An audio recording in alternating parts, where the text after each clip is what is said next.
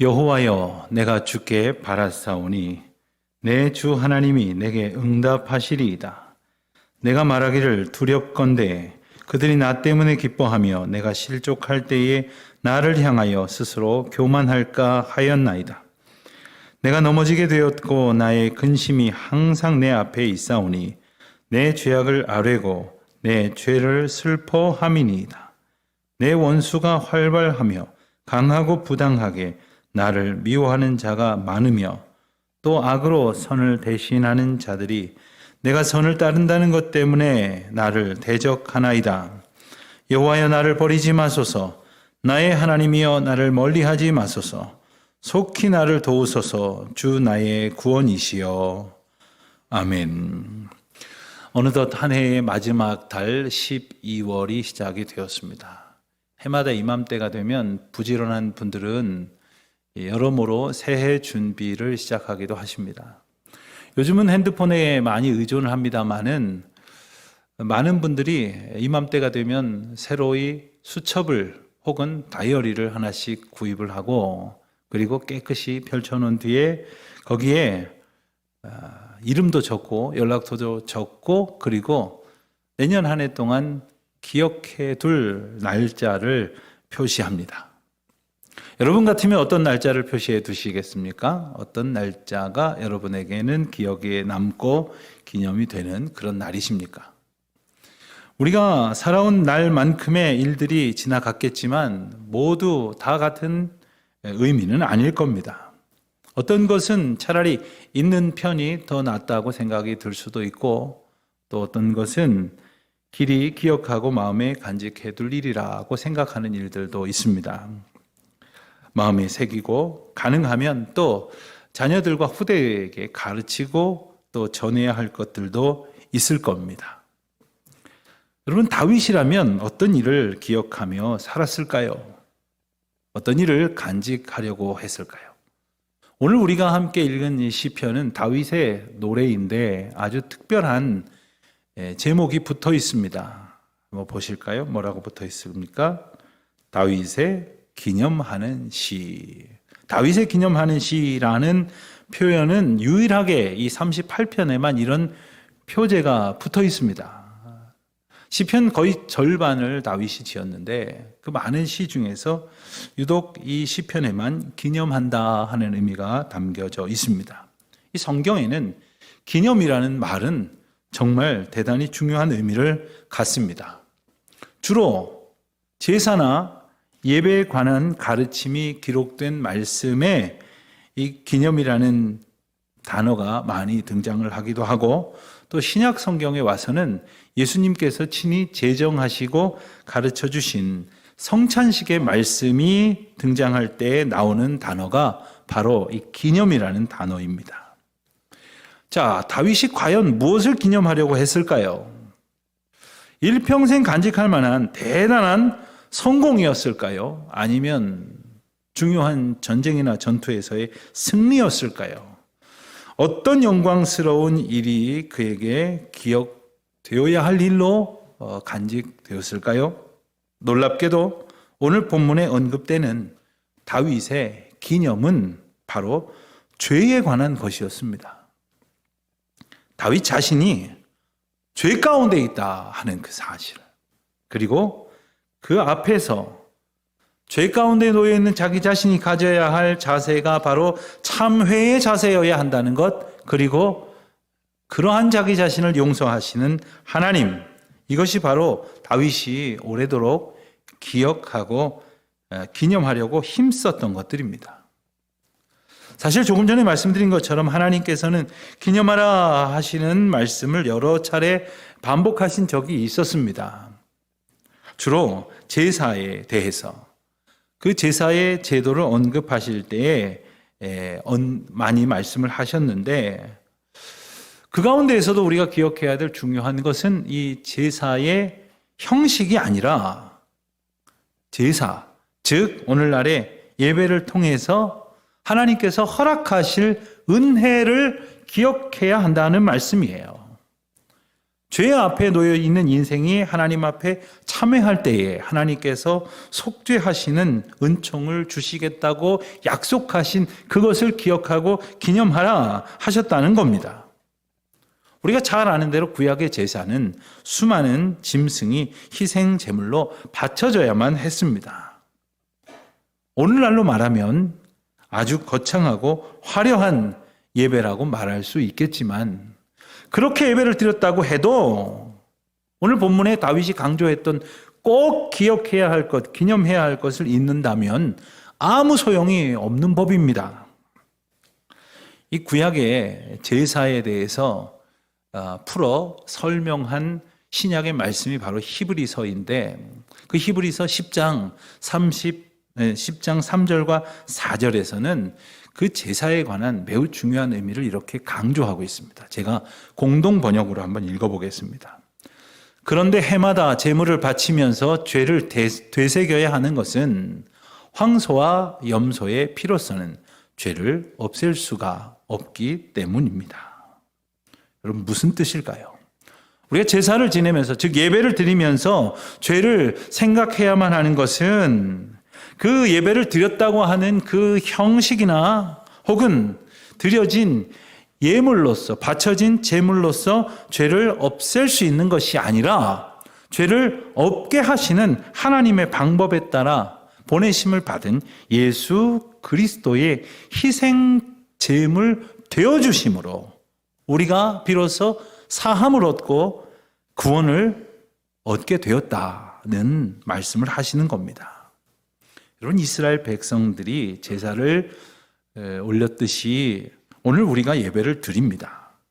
그러나 정말 우리가 기억해야 될 것은 바로 죄라는 것이고, 그 죄를 용서하심으로 하나님과 이제는 화목하게 된, 그리하여 하나님과 동행할 수 있게 하시는 특별한 은혜를 누리도록 인도하시는 예수 그리스도의 보혈이 있다고 하는 것을 잊지 말아야 한다는 말씀입니다. 자, 그렇다면 다윗은 오늘 본문을 통해서 구체적으로 어떤 것을 기념하려고 했을까요? 우리 시편을 살펴보기 전에 우리가 오늘 읽은 시편 38편은 어떤 시인가, 분류상으로 보면 이 시는 참회의 시라 이렇게 분류를 할 수가 있습니다. 시편은 성격상 감사의 시, 찬양의 시, 혹은 지혜의 시, 혹은 교훈의 시, 기타 여러 가지 의미를 강조한 시라고 이렇게 분류를 하는데, 그 분류의 기준을 따르면 오늘 시는 참회의 노래가 되는 겁니다. 그런데 시편 150개의 시 중에서 7편의 참회의 시가 있음을 여러분들이 이번 기회에 한번 기억해 두시면 좋겠습니다. 시편 6편, 또 32편, 38편, 그리고 51편, 102편, 130편, 143편, 이렇게 7편이 참회의 시인데, 이 참회의 시가 왜 필요하고 왜 중요한가?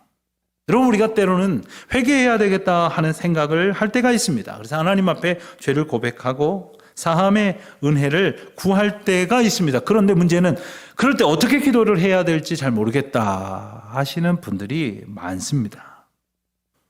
물론 전심으로 참회하면 된다고 생각을 합니다만은, 그렇게 기도하기보다는 그저 죄의 형벌이 두려워서, 혹은 이 죄의 문제가 해결되지 않았을 때 내가 받을 불이익을 어떻게든 피하고 싶어서 이 두려움에서 자유롭고자 그렇게 기도할 때가 있는데, 참회하고자 할 때에 정말로 어떻게 기도해야 할지를 일러주시는 이 모범이 되는 이 참회의 시를 통해서 우리는 온전한 회개를 향해 나아가는, 그리고 하나님의 사함의 은혜를 얻는 그 기쁨을 누릴 수 있으시기를 주님의 이름으로 축원드립니다. 어떤 분들은 그저 이렇게 성경을 읽고 다윗이 자복하고 죄를 회개했던 것처럼 나도 그렇게 회개하면 되는 것 아니냐, 그렇게 간단하게 생각하실지 모르겠습니다만은, 실상은 다윗처럼 이렇게 회개한다고 하는 것이 그렇게 말처럼 간단하고 쉬운 일은 결코 아닙니다. 왜냐하면 다윗이 받은 것처럼 고통과 징계를 겪는 사람이 흔치 않기 때문입니다. 우리 중에 누구도 다윗처럼 이 죄의 문제로 고통에 본 이가 없을 겁니다. 더러는 그저 참회한다고 하는 것이 이렇게 갑자기 죄가 떠올라서 기도하다가 회개의 기도를 드린다거나 아니면 양심의 가책을 느껴서 마음이 불편해서 그렇게 참회하는 경우가 있기는 합니다만 다윗은 그런 차원이 아니라는 겁니다. 다윗이 겪고 있는 죄와 그 결과의 차원은 무서운 형벌 가운데 있다는 것을 우리는 보게 됩니다. 오늘 본문의 앞선 1절로 3절까지 말씀을 보면 다윗이 이렇게 고백하고 있지 않습니까? 여호와여, 주의 노하심으로 나를 책망하지 마시고 주의 분노하심으로 나를 징계하지 마소서. 주의 화살이 나를 찌르고 주의 손이 나를 심히 누르시나이다. 주의 진노로 말미암아 내 살에 성한 곳이 없사오며 나의 죄로 말미암아 내 뼈에 평안함이 없나이다. 한마디로 징계로 인한 극심한 고통이 있음을 구체적으로 호소하고 있습니다. 그뿐이 아닙니다. 5절을 보니까 내 상처가 썩어 악취가 납니다. 또 6절을 보니까 내가 아프고 심히 구부러졌습니다. 또 7절을 보니까 내 허리에 열기가 가득하고 내 살에 성한 곳이 없습니다. 아주 자세하게 그가 겪고 있는 고통을 호소하고 있지 않습니까? 그런데 다윗이 겪고 있는 것은 육체적인 것만이 아니었습니다. 조금 내려가서 11절을 보면 다윗 곁에 있는 사랑하는 자들 그리고 친구들이 다윗의 아픔으로 인해서 다윗을 멀리하고 있다고, 또 친척들까지 저만치 물러서 있다고 그는 아픈 마음으로 토로하고 있습니다. 그렇습니다. 몸이 아픈 것만도 참 고통스러운데 주변에 있는 사람들이 다 외면하고 떠나버렸습니다. 온 마음이 무너지고 황폐해지는 이 고통이 다윗에게 덮쳐왔다는 거죠. 그런데 바로 이런 고통 중에서 다윗이 주님을 찾고 있다는 거예요. 여러분, 누가 이 정도의 형편을, 이 심정을 이해할 수 있겠습니까? 이런 상황 속에서 하나님을 찾는다는 것 자체가 어디 쉬운 일이겠습니까? 그리고 전심으로 회개하고 있다니 그 자체가 하나님 앞에 놀라운 은혜가 아니고 무엇이겠습니까? 근데 오늘 본문을 읽어보면 다윗은 이 모든 그가 겪고 있는 고통의 상황을 하나님의 진노라고 그렇게 고백을 합니다. 만일 우리 가운데 어떤 분들이 이러한 고통을 통해서 하나님이 나를 징계하신다고 한다면 내 잘못이 무엇이고 얼마나 큰 것인지는 생각하지 않고 아마 하나님께 고통과 불만을 항의할 것입니다. 이렇게 고통스러운 징계를 주시는 분이라면 어떻게 사랑의 하나님이실 수 있느냐고 항변하면서 주님을 부정하려 드는 것이 우리 연약하고 완악한 인생의 모습일 것입니다. 그렇지만 다윗은 이 같은 극심한 육체의 고통과 삶의 모든 관계가 깨어지는 그러한 징계를 당할 만큼 내가 죄인이다 라고 하나님 앞에 솔직히 인정을 하고 있는 거죠. 여러분, 내가 고통을 당하고 있는데 이 문제가 바로 내 죄로부터 비롯되었다라는 사실을 깨달았다면 그것은 대단히 놀라운 은혜의 시작이라는 것을 기억해야 됩니다.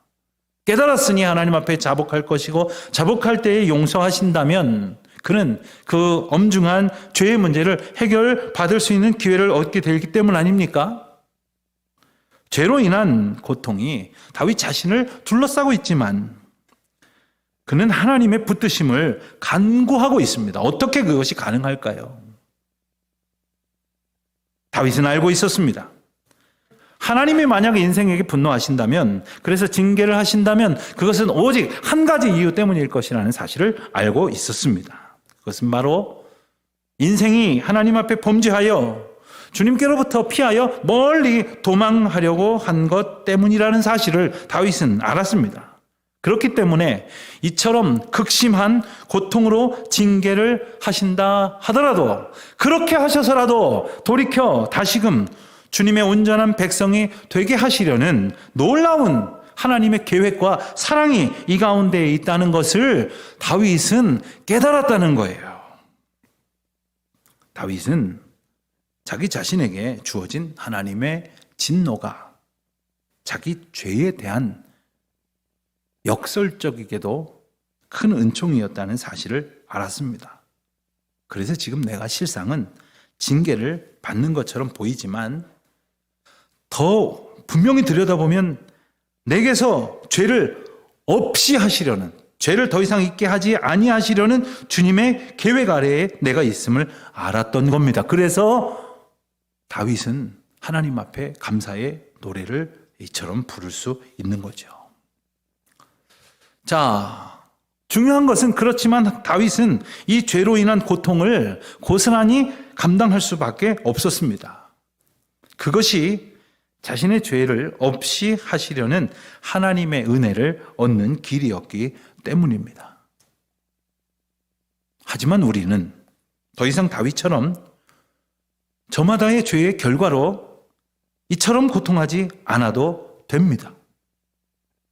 왜냐하면 우리가 마땅히 받아야 할 징계와 진노를 십자가의 예수 그리스도께서 보혈의 고통으로 이미 그 값을 치르셨기 때문입니다. 예수님께서는 이 땅에 오셔서 다윗이 토로하는 것처럼 도무지 그 육신으로 감당할 수 없을 만큼의 엄청난 고난을 당하셨지 않습니까? 게다가 사랑하는 사람들, 제자들, 이웃들, 가족, 친척, 그리고 그를 따랐던 수많은 사람들로부터 외면당하셨습니다. 많은 사람들에게 조롱과 멸시를 감당하시면서 그 고통을 겪으셨습니다. 그것들은 다윗이 자기의 것으로 받아들였던 것처럼 우리가 받아야 할 죄의 형벌이었다는 것이죠. 우리는 예수님의 십자가로 인해서, 그가 우리의 죄를 짊어지심으로 인해서 마땅히 우리가 받아야 될 고통을 예수 그리스도께서 담당하시는 은혜로 말미암아 이마만큼의 평강을 누릴 수 있는 것입니다. 그런데 우리는 이 은혜에 대해 감사합니다라고 말을 하면서도 실상은 우리가 누리는 평강이 우리 죄를 지신 예수 그리스도의 사랑으로 인한 것이라는 사실을 종종 잊고 사는 때가 너무나 많습니다. 오히려 주신 은혜로 감사하기보다는 더 많이 가져야겠다고 때를 쓰고 더 많이 누리지 못한다고 불평을 합니다. 혹 다른 사람들이 가진 것을 보면서 시기하고 미워하는 일에 온갖 기운을 다 쏟고 있는 것이 우리의 실상 아닙니까?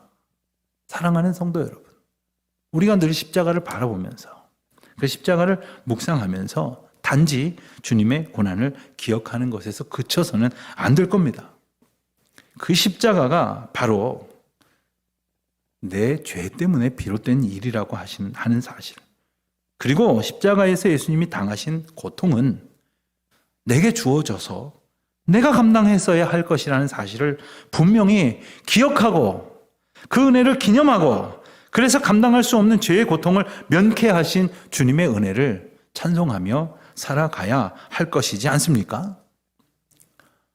우리는 이 은혜를 받았음에도 불구하고 이전처럼 여전히 어리석습니다.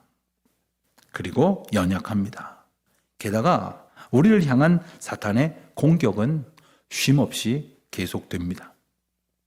19절에서 다윗이 고백하고 있는 것처럼 내 원수는 활발하고 강하고 부당하게 나를 미워하는 자는 많다고 합니다. 이 사실을 우리도 인정하지 않을 수는 없는 겁니다. 우리가 의의 길로 걸으려고 할수록, 하나님의 뜻을 따라 살기로 애쓰면 애쓸수록 우리의 대적은 더욱더 활발하게 기승을 부릴 것이 분명합니다.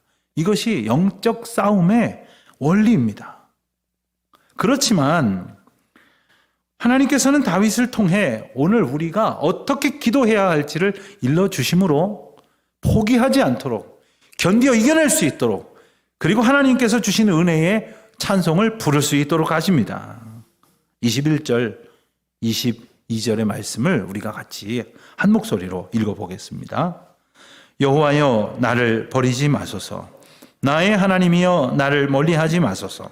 속히 나를 도우소서. 주 나의 구원이시여. 여러분, 우리가 이 말씀을 읽으면서 어떤 한 구절이 떠오르셨을 것입니다. 예수님께서 십자가 위에서 나의 하나님 어찌하여 나를 버리시나이까? 마치 주님이 버림받으셨던 것을 느끼셨던 것처럼 실상은 우리가 고난 앞에서 늘 그런 생각을 느끼는 것이 우리의 한계이지 않습니까? 그렇지만 예수 그리스도의 구원의 은혜로 말미암아 우리가 더 이상 그 가운데서 고통하지 않고 하나님의 능력을 힘입어서 버려진 것이 아니라 주님의 인도하심과 보호하심 가운데 있음을 날마다 찬송하게 하셨다는 것, 이것을 함께 기억하고 이것을 기념하는 우리 모두가 되시기를 바랍니다. 우리는 예수님의 오심을 기대하며 기다리는 대림절을 지나고 있습니다. 예수님의 오심을 기다리면서 그리고 다시 오실 예수님을 소망하면서 우리 마음 가운데 날마다 해결되어져야 하는 것은 죄의 문제입니다.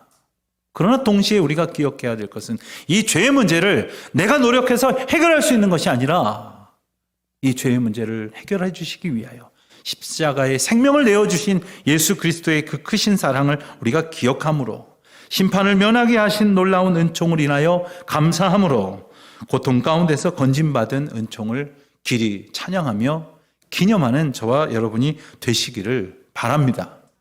날마다 주님 앞에 가까이 나아가면서 회개에 합당한 열매를 맺고 주님이 오심을 기다리는 감격 가운데에 사모하며 나아가는 저와 여러분 되시기를 우리 주님의 이름으로 축원드립니다.